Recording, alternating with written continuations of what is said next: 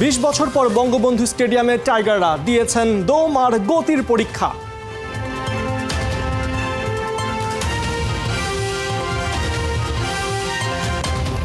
লম্বা সময় পর বঙ্গবন্ধু স্টেডিয়ামে পা রেখে নস্টালজিক নাফিস ইকবাল খান, সাবেক ক্রিকেটারের স্মৃতিতে ভেন্যুটির নাম।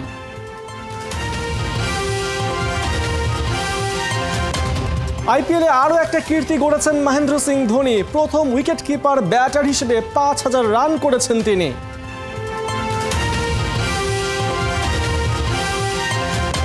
ফুটবল পায়ে আগামী দিনে কাঁপাতে হবে বিশ্ব। প্রধানমন্ত্রী বলছেন দেশি খেলায় দিতে হবে গুরুত্ব।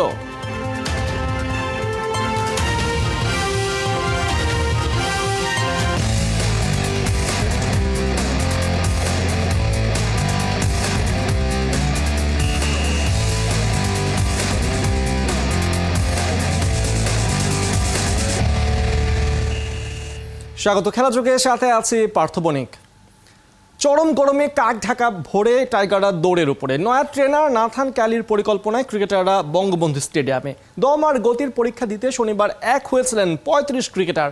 ফিটনেস টেস্টের প্রথম ধাপে টাইম ট্রায়ালস ও স্প্রিন্ট এবং জিম সেশনে অংশ নিয়েছেন ক্রিকেটাররা। নাহিয়ান বিন জসিমের রিপোর্ট। 400 মিটার ট্র্যাকে গুনে গুনে 4 ল্যাপ, টাইম ট্রায়ালসে 1600 মিটার দৌড়। ক্রিকেটারদের কার্ডিওভাস্কুলার সিস্টেম টেস্ট, সোজা বাংলায় দমের পরীক্ষা। 39 বছর বয়সী রিয়াদের জন্য যেন অগ্নি পরীক্ষা। সবার শেষে থেকেও যে করেই হোক শেষ করতে হবে। একা হয়ে যাওয়া রিয়াদকে সাহস দিতে দেশি ট্রেনার ইফতি তার পাশে। কি ভাবছেন বুড়ো রিয়াদের জন্যই হিমালয় ডিঙানোর মতো ছিল এই পরীক্ষা? একদমই না। তার চেয়ে খারাপ ইয়াং শামীম পাটোয়ারির অবস্থা। সবার শেষে শেষ করতে চেয়েও যেন পথ শেষ হচ্ছিল না। শামীম পাটোয়ারি যখন তৃতীয় ল্যাপ শেষ করছেন, ততক্ষণে চতুর্থ ল্যাপ শেষ করেছেন নাহিদ রানা। বঙ্গবন্ধু স্টেডিয়ামের নয়া অ্যাথলেটিক্স ট্র্যাকে ক্রিকেটারদের ফিটনেস টেস্ট। নয়া ট্রেনার নাথান কেলির নয়া সিস্টেম, যেখানে অংশ নিয়েছিলেন 35 ক্রিকেটার। আসলে অ্যাথলেটিক্স ট্র্যাককে বেছে নিলাম। এইটার অ্যাভেলেবিলিটি তো সবসময় থাকে না, সেই জন্য আমরা আসলে মাঠে সাধারণত এগুলো করে থাকি। নর্মালি এটা একটা ডিফারেন্ট টাইপসের, অনেক দিন এই ধরনের আমরা টেস্ট নেইনি।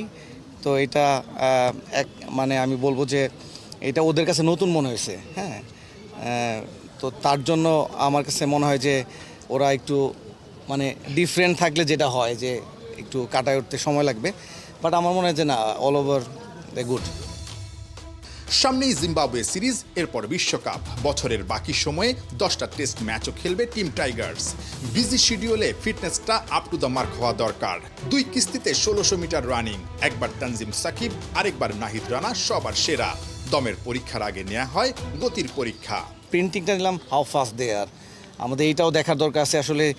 40 মিটার স্প্রিন্টটা যখন ছিল যে তারা প্রথম 20 মিটারে কে কতটুকু ফাস্ট। যারা 20 মিটারে স্লো তাদেরকে হয়তো আমরা 20 মিটারে ফাস্ট করার জন্য, কারণ নর্মালি 1-2 ইঞ্চির জন্য আসলে রান আউট হয়, বা 1-2 ফিটের জন্য আমরা একটা ফোর্স সেভ করতে পারি না।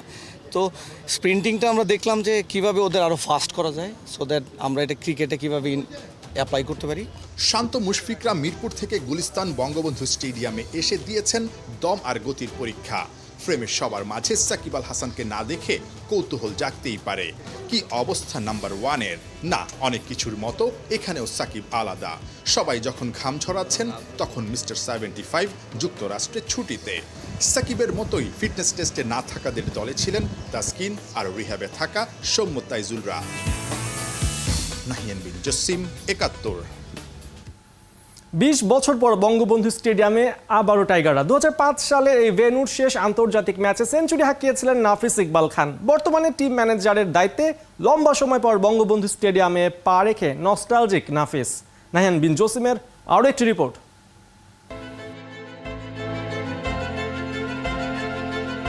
প্রায় 20 বছর পর বঙ্গবন্ধু স্টেডিয়ামে ক্রিকেট ফিরেছে।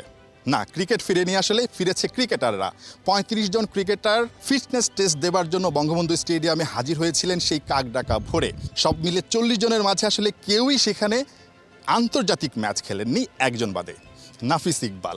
এবং তার ক্যারিয়ারে, ইন্টারন্যাশনাল ক্যারিয়ারে একমাত্র সেঞ্চুরিটাও কিন্তু সেই বঙ্গবন্ধু স্টেডিয়ামে। অনেক স্মৃতি, সবাই আসলে স্মৃতি রোমন্থন করছিল এবং সবচেয়ে মজার বিষয় আপনার যে সেঞ্চুরিটা সেটা আমি গ্যালারিতে বসে খুব ছোট থাকতে আসলে দেখেছিলাম। অ্যামেজিং ফিলিং, যখন এই এন্ট্রেন্সে ঢুকেছিলাম মানে ওই ফিলিংটা অ্যাকচুয়ালি আমাদের ছোটোবেলা থেকে যখন আমরা প্র্যাকটিস শুরু করি, আন্ডার 12-এর একটা ক্যাম্প করেছিলাম আলতাফ স্যারের সাথে, তো তখন যে বঙ্গবন্ধু স্টেডিয়ামে যে করব এটাই কিন্তু অনেক বড় আনন্দের ছিল। আগের রাত ঘুম হতো না। অনেক সময় প্রিমিয়ার লিগ যখন খেলেছি তখনও কিন্তু বঙ্গবন্ধুতে যখন খেলা হবে আগের রাত ওই ঘুমটা, ওই গুজবামটা সবসময় থাকতো। সো এটা একটা লেগেসি হোল্ড করে এই মাঠটা, এবং এখানে আমরা লিগের খেলা বলেন, ইন্টারন্যাশনাল খেলা বলেন, মানে ইট ওয়াজ আ ডিফারেন্ট এনভায়রনমেন্ট। ক্যারিয়ারের একমাত্র সেঞ্চুরিটা আপনি সেখানে করেছেন, মানে আপনার জন্য আসলে ওই স্মৃতিটাই সবচেয়ে বেশি মানে মাথায় আসে, নাকি অন্য কোনো স্মৃতি আছে যেটা কিনা আসলে খুব বেশি মনে পড়ছিল আজকে যখন বঙ্গবন্ধু স্টেডিয়ামে গিয়েছিলেন? Well, আমার মনে হয় আমার এখানে অনেক স্মৃতি রয়েছে। আমার টেস্ট ডেবিউ এখানে হয়েছে, যেখানে আমি আনফর্চুনেটলি 49 করে আউট হয়েছিলাম, রান আউট। এবং আমার ইন্ডিয়ার এগেনস্টে ফার্স্ট টেস্ট 50, মানে টেস্ট 50 আমার প্রথম টেস্ট 50টাও ইন্ডিয়ার এগেনস্টে, যেখানে সচিন টেন্ডুলকার করেছিলেন তার হাইয়েস্ট স্কোর এবং ম্যাসিভ টিম ছিল। সো ওইটাও একটা স্মৃতি ছিল, এবং সাথে তো টেস্ট 100 যেটা আমার মানে আপনারা যেটা বলেন যে অনেক ভ্যালুয়েবল একটা ইনিংস ছিল, এবং যেটা আমাকে অনেক প্রাউড ফিল করে আজ পর্যন্ত। সো হ্যাঁ, এখানে অনেক স্মৃতি ছিল, প্লাস ডোমেস্টিক ক্রিকেটে অনেক স্মৃতি ছিল। সো গ্রেট ফিলিং, মানে আজকে এখানে আসতে পেরে এবং খুব ভালো লেগেছে। এই বঙ্গবন্ধু স্টেডিয়ামে আসলে বাংলাদেশের টেস্ট অভিষেক হয়েছে, একই সঙ্গে আমিনুল ইসলামের সেই সেঞ্চুরির কথা এখনও মনে পড়ে, আপনার সেঞ্চুরির কথা মনে পড়ে, 2004 সালে ভারতের বিপক্ষে ঐতিহাসিক জয়টা সেই কথাটাও মনে পড়ে, একই সঙ্গে 2011 সালে বিশ্বকাপের যে ওপেনিং সেরিমনি সেটাও ঐতিহাসিক ছিল।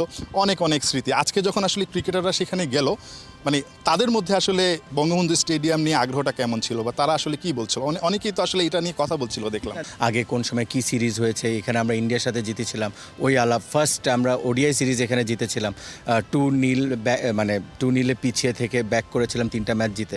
সো এই ধরনের অনেক আলাপ হচ্ছিল এখানে। ইভেন কি বুলবুল ভাইয়ের একটা স্টোরি বলি। বুলবুল ভাই কিন্তু আপনার মনে আছে কিনা, যেখানে উনি ব্যাটিং করতেন আগে কিন্তু একটু বাম দিকে তাকাতেন, তারপর উনি বলের দিকে তাকাতেন। তো ওই স্টোরিটা কিন্তু আমরা জানি যে ওই বাইতুল মোকাররমের উপরে আল্লাহু যে লেখাটা উনি ওইটা সবসময় দেখতেন, এবং এটা যখন অন্যান্য মাঠেও তিনি খেলতেন তখন ওই জায়গাটাই উনি স্মরণ করে ওই জায়গাটা একটা রুটিনের মতো ওনার ছিল। তো এইসব গল্প অনেকগুলো উঠেছিল। তারপর এখানে বড় বড় লিজেন্ডসরা খেলা হয়েছে, তারপর মিনি ওয়ার্ল্ড কাপের গল্প। তো এরকম অনেক ধরনের গল্প ছিল, মানে উই রিয়েলি ফেল্ট গুড। এখানে তো ফিটনেস ক্যাম্প শুরু হলো আজকে, এবং ফিটনেস ক্যাম্পের সাথে সাথে এই ধরনের গল্পগুলো করে খুব ভালো লেগেছে। নাফিস ইকবাল, আপনি কত বছর পর আসলে বঙ্গবন্ধু স্টেডিয়ামে আসলেন? ওয়েল, আমার মনে হয় সেই 2005-এর পর মনে হয় আমার আসা হয়নি। ইনফ্যাক্ট ওই এরিয়াটাও মানে খুব একটা বেশি আসা হয়নি। সো ওভারঅল এরিয়া, গুলিস্তান, এগুলো দেখেও খুব ভালো লাগলো। ছোটোবেলার অনেক স্মৃতি মনে পড়লো। সামনে প্রেসিডেন্ট রেস্টুরেন্ট ছিল, নবান্ন ছিল, যেখানে আমরা ব্রেকফাস্ট করতাম। তো ছোটোবেলার সব কিছুই কিন্তু মনে পড়েছে আজকে। মানে হয়তোবা মানে এতদিন ওই রিকল করতে পারিনি, বাট আজকে যখন এখানে গিয়েছি, আমাদের যে প্লেয়ার্সরা ছিল বা আমার সাথে যারা খেলেছে, রিয়াদ বলেন বা শাহরিয়ার নাফিস বলেন, ইভেন কি রাবিদ ভাই তখন জার্নালিস্ট ছিলেন, ওনার সাথে এইসব ধরনের অনেক ব্যাপারে অনেক গল্প হচ্ছিল। ঘর হোক কিংবা পর, মহেন্দ্র সিং যেখানেই খেলেন সেটাই হয়ে যায় তার হোম ম্যাচ। পুরো আইপিএল জুড়ে চলছে ধোনির প্রতি সমর্থকদের এমন ভালোবাসা। ধোনিও হতাশ করছে না, প্রতি ম্যাচে মুগ্ধ করে চলছেন সবাইকে। লখনৌ সুপার জায়ান্টসের বিপক্ষে হারা ম্যাচেও রেকর্ড গড়েছেন MS ধোনি।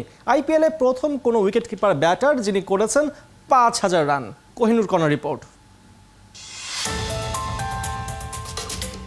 লখনৌর বিপক্ষে জাদেজাকে নিয়ে ফাইটিং স্কোরের পথেই ছিলেন মঈন আলী। হ্যাট্রিক ছক্কা মেরেই ধরলেন প্যাভিলিয়নের পথ। কোথায় চেন্নাইয়ের সমর্থকরা আপসেট হবেন তা না, উল্লাসে ফেটে পড়লেন। কারণ একটাই, এবার যে মাঠে নামবেন 22 গজের টকবগে যুবক মহেন্দ্র সিং ধোনি। চিপক থেকে হায়দ্রাবাদ, মুম্বাই থেকে এখানে স্টেডিয়াম।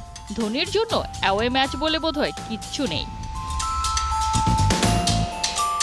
লখনৌর বিপক্ষে 311 স্ট্রাইক রেটে মাহি খেলেছেন 28 রানের চোখ ধাঁধানো এক ইনিংস, যার মধ্যে 2-6, 3-4। বিধ্বংসী এমন পারফরমেন্সের দিন অনন্য মাহি গড়লেন বিরল রেকর্ড। আইপিএলের ইতিহাসে এমন রেকর্ড যা নেই আর কারো। মাহি প্রথম উইকেট কিপার ব্যাটার যিনি আইপিএলে পূরণ করেছেন 5000 রান। 257 ম্যাচের মধ্যে 250টি ইনিংসে উইকেট কিপিং করে ব্যাট করতে নেমে জার্সি নাম্বার 7 স্পর্শ করেছেন এই মাইলস্টোন। আইপিএলের 2024 এডিশনে super duper hit Mahendra Singh Dhoni death ওভারে ব্যাট করছেন 181 স্ট্রাইক রেটে। 5 ইনিংসে ব্যাট করতে নেমে খেলেছেন মোটে 34 বল, 7-4, 8 ছক্কায় রান করেছেন 87। সব মিলিয়ে এবারের আসরে ধোনির স্ট্রাইক রেট 255.88। এই ইনিংসগুলোতে একবারও আউট হননি তিনি। শুধু ক্যামিও ইনিংস খেলেই নয়, কিপিংয়েও সবার উপরে MS ধোনি।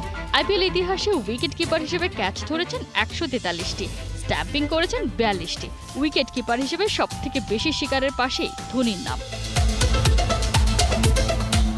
এমন ধোনিকে দেখে শুধু পরের IPL নয়, বরং অবসর ভেঙে T20 বিশ্বকাপে ভারতীয় দলে ফেরার আবদারও করছেন সমর্থকরা। অনেকে আবার মজার ছলে বলছেন, যদি T20 বিশ্বকাপেও থাকতো ইম্প্যাক্ট সাবের নিয়ম, তবে নাকি MSD হতেন বেস্ট অপশন। বোঝাই যাচ্ছে বছর 4 আগে T20 থেকে অবসরে যাওয়া ধোনির কদর এখনো কমেনি একরত্তি। সেটাই যেন আরও পরিষ্কার করে বললেন ভারতের ক্যাপ্টেন রোহিত শর্মা। মুম্বাই ইন্ডিয়ান্সের বিপক্ষে 4 বলে 20 রানের ইনিংসটা নাকি এখনো তার চোখে লেগে আছে। T20 বিশ্বকাপে ভারতের উইকেট কিপার কে হবেন তা নিয়ে চলছে আলোচনা। সম্প্রতি এক সাক্ষাৎকারে সেই আলোচনাতেই উঠে এসেছেন মহেন্দ্র সিং ধোনি। অ্যাডাম গিলক্রিস্ট রোহিতের কাছে জানতে চান উইকেট কিপার ব্যাটার হিসেবে কে পাবেন বিশ্বকাপের টিকিট। রোহিতের উত্তর, ধোনিকে রাজি করানো খুব কঠিন। ধোনি এমন একটা গল্পের গল্পকার, যে গল্পে একজনই superhero. One sky, one constant, one Thala. একে আপনি মোহ বলতে পারেন কিংবা মায়া। কোহিনুর কণা, 71। রোহিত শর্মাকে সরিয়ে মুম্বাই ইন্ডিয়ান্সের ক্যাপ্টেন হয়েছেন বটে, তবে সেই হার্দিক পান্ডিয়াই বাদ পড়তে পারেন বিশ্বকাপ T20 থেকে। ইন্ডিয়ান ম্যানেজমেন্ট থেকে যা যা চাওয়া হয়েছে তার ছিটে ফোঁটা দেখাতে পারছেন না এবারের IPL-এ। কোথায় কমতি হার্দিকের, কেন চেন্নাইয়ের শিবম দুবে সিলেকশন প্যানেলের ভাবনায়? বিস্তারিত মাহাতি হাসানের রিপোর্টে। পাওয়ার বা ক্ষমতা খুব সাংঘাতিক ব্যাপার, সবার সেটা সয় না। অনেক ক্ষেত্রে কখন ক্ষমতা থেকে দূরে থাকতে হবে আর কখন ধরতে হবে সেই জ্ঞানটা বহু প্রুভেন পারফর্মারেরও থাকে না। হার্দিক পান্ডিয়া যেমন, রোহিত শর্মাকে সরিয়ে তাকে দেওয়া হয়েছিল মুম্বাই ইন্ডিয়ান্সের কাপ্তানি। স্টেডিয়ামে দুধনি থেকে শুরু করে প্রতিনিয়ত নানান তিক্ত অভিজ্ঞতা। ব্যাপারটা পান্ডিয়ার পারফরমেন্সে এতটাই নেতিবাচক প্রভাব ফেলেছে যে আসন্ন 20 ওভারে বিশ্বকাপ টিমে হার্দিকের স্পটটা ব্যাপকভাবে হুমকির সম্মুখীন। ভারতীয় গণমাধ্যমগুলো বলছে খুবই যৌক্তিক কারণে তাকে ছেটে ফেলা হতে পারে। আর শেষ অবধি ওয়ার্ল্ড কাপে চান্স পেলেও মেইন 11-এর মূল পরিকল্পনায় না থাকার চান্স বড্ড বেশি। ইনজুরির অজুহাতে অনেকটা সময় নিয়মিত বোলিং করছিলেন না, তবে অলরাউন্ডার মানে অলরাউন্ডার। ব্যাটিংয়ের পাশাপাশি এবারের IPL-এ করতে হবে নিয়মিত বোলিং। সিজন শুরু করার আগেই হার্দিককে এমন বার্তা দেওয়া হয়েছে, জানাচ্ছে স্বনামধন্য গণমাধ্যম ইন্ডিয়ান এক্সপ্রেস। তবে ব্যাট হাতে হার্দিকের কারণে অনেক ম্যাচ যেমন হেরেছে মুম্বাই, তেমনি বল হাতেও যাচ্ছে তাই। পাওয়ার প্লেতে যখন বল করেছেন তখন রান রেট ছিল 9-এর বেশি, 7 থেকে 16, মানে মিডল ওভারগুলোতে পান্ডিয়ার ইকোনমি ছাড়িয়েছে ওভার প্রতি 10-এর বেশি। আর ডেথ ওভারগুলোতে সবচেয়ে বাজে, ওভার প্রতি প্রায় 20 রান করে দিয়েছেন মুম্বাই ক্যাপ্টেন। বিশ্বকাপে জায়গা পাবার মতো ভারতীয় টিম ম্যানেজমেন্টের যে চাহিদা, সেই মোতাবেক কিছু করতে পারছেন না। পরিষ্কার একেবারে দিনের আলোর মতো। বোলিং আর কাপ্তানি দুটোরই কঠোর সমালোচনা করছেন সাবেক ভারতীয় ক্রিকেটার ও ধারাভাষ্যকার Sunil Gavaskar. Voice of cricket Harsha Bhogle দিয়েছেন লম্বা বিবৃতি। সার কথা, বল হাতে ভালো না করলে ওয়ার্ল্ড কাপ টিমে হার্দিককে নেওয়ার কোনো অর্থ হয় না। চেন্নাই সুপার কিংসের শিবম দুবে যে অলরাউন্ডার ব্যাট হাতে আছেন তুখোর ফর্মে, সেই রিপ্লেস করতে পারেন হার্দিককে।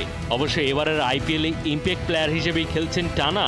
ব্যাটার হিসেবে তাকে ব্যবহার করলেও বোলিংয়ে তাকে ব্যবহার করেনি ধোনিরা। অন্যদিকে গড়পড়তা হলেও হার্দিক পান্ডিয়া ব্যাটিং বোলিং দুটোই করেছেন।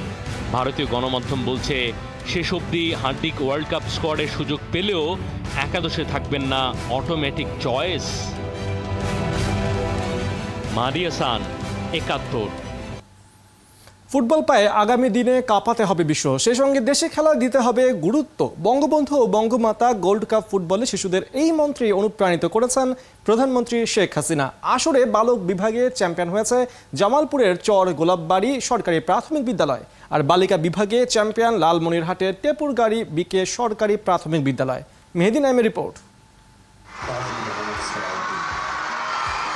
বঙ্গবন্ধু ও বঙ্গমাতা প্রাথমিক বিদ্যালয় ফুটবল টুর্নামেন্ট বাংলাদেশের ক্রীড়াঙ্গনের পাক বদলের এক মহামঞ্চ। পৃথিবীর বুকে বিস্ময় তৈরি করল। আর্মি স্টেডিয়াম উৎসবে পরিপূর্ণ। আগামীর স্বপ্ন সারথীরা নিজেদের হৃদয়ে অনুপ্রেরণার বীজ বুনে নিল। বঙ্গবন্ধু গোল্ড কাপের ফাইনালে জামালপুরের মাদারগঞ্জ চর গোলাবাড়ি সরকারি প্রাথমিক বিদ্যালয়ের মুখোমুখি হয় রংপুরের মিঠাপুকুর তালিমগঞ্জ সরকারি প্রাথমিক বিদ্যালয়, যেখানে 2-1 গোলে জিতে শিরোপার স্বাদ নেয় রংপুরের বালকেরা।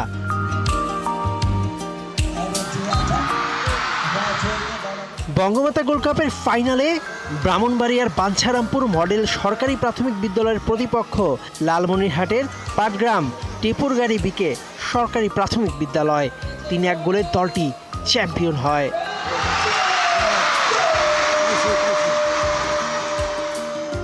আগামী তারকাদের অনুপ্রাণিত করেছেন প্রধানমন্ত্রী শেখ হাসিনা। যারা আজকে এখান থেকে শুরু, একদিন তারা আন্তর্জাতিক পর্যায়ে বাংলাদেশের জন্য আরও বেশি করে সম্মান বয়ে নিয়ে আসবে। যেমন এখন আমার মেয়ে ফুটবলাররা নিয়ে আসছে, আমাদের ছেলে মেয়ে উভয়ই পারবে বলে আমি বিশ্বাস করি। আকাশ সমান ভালোবাসা নিয়ে বাড়ি ফিরে যাচ্ছে কিশোর কিশোরীরা। ওদের হাতে পুরস্কার তুলে দিয়েছেন স্বয়ং প্রধানমন্ত্রী শেখ হাসিনা।